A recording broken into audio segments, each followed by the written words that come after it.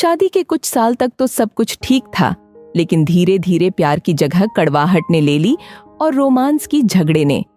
अब तो एक दूसरे के प्रति सम्मान के बीच में उनका स्वाभिमान आने लगा था।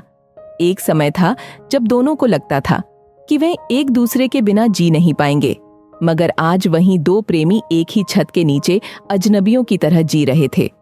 आखिर कोई अपनी मैरिज एनिवर्सरी कैसे भूल सकता है? वह मुझे अब पहले जितना प्यार नहीं करता। सोफे पर बैठी त्रिवेणी के मन में ख्याल आया। वह अपने पति से इतनी नाराज थी कि पिछले 2 दिन से उससे ठीक से बात भी नहीं कर रही थी। तभी दरवाजे की घंटी बजी। उसने जाकर दरवाजा खोला। सामने बारिश में भीगा हुआ हिरेन खड़ा था। हाथों में फूलों का गुलदस्ता था और चेहरे पे मुस्कान। लेकिन त्रिवेणी अभी भी माफ करने के मूड में नहीं थी। उसने गुलदस्ते को नीचे फेंक दिया और फिर से झगड़ने लगी। तुम्हें क्या लगता है, इस तरह से मुझे गुलदस्ता देने से मैं बात को भूल जाऊंगी? अगर सच में प्यार करते हो तो दिखाओ, इस तरह से झूठ मूठ का नाटक मत करो। हिरेन कुछ बोलता उससे पहले घर के अंदर से मोबाइल की घंटी बजने की आवाज सुनाई दी। त्रिवेणी ने अंदर जाकर फोन अपने हाथ में लिया और कॉल करने वाले का नंबर देखा। उसे थोड़ा सा आश्चर्य हुआ। वह कॉल हिरेन ने ही की थी, लेकिन जब उसने फोन उठाया तो दूसरी तरफ किसी अनजान मर्द की आवाज सुनाई दी। हेलो, मैं गुड़गांव पुलिस स्टेशन से सब इंस्पेक्टर विजय सिंह राठौड़ बात कर रहा हूँ। क्या यह हिरेन शर्मा के घर का नंबर है? जी हाँ। क्या कोई प्रॉब्लम है?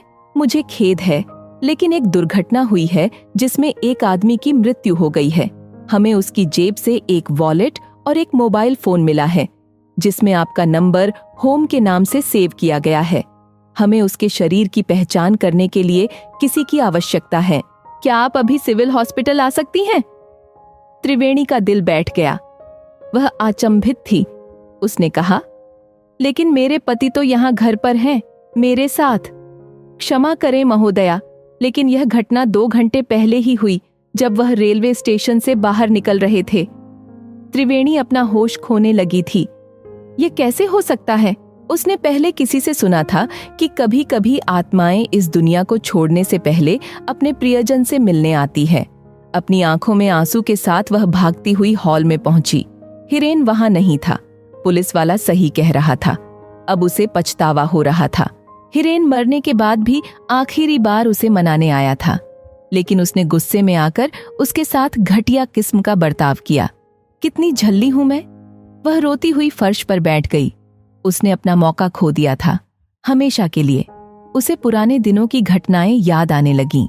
वो शादी से पहले की रोमांटिक लव स्टोरी और हिरेन का थिएटर के अंदर सबके सामने शादी के लिए प्रपोज करना, आधी रात को उसके लिए अपने हाथों से मैगी बनाना और अपनी बेसुरी आवाज में अरिजीत सिंह के गाने गाना, मानो सब कुछ उसकी आंखों के सामने हो रहा था।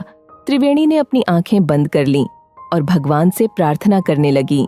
हे भगवान, बस एक बार मिला दो मुझे उससे, ताकि उसे बता सकूं कि मैं उससे कितना प्यार करती हूँ। तभी अचानक बाथरूम में से आहट सुनाई दी। दरवाजा खुला। हिरेन बाहर आया और बोला, स्वीट हार्ट, मैं तुम्हें बताना भूल गया कि आज शाम को ट्रेन में आते वक्त मेरा वॉलेट और मोबाइल चोरी हो गया है। त्रिवेणी दौड़ती हुई उसके पास गई और गले लिपट गई।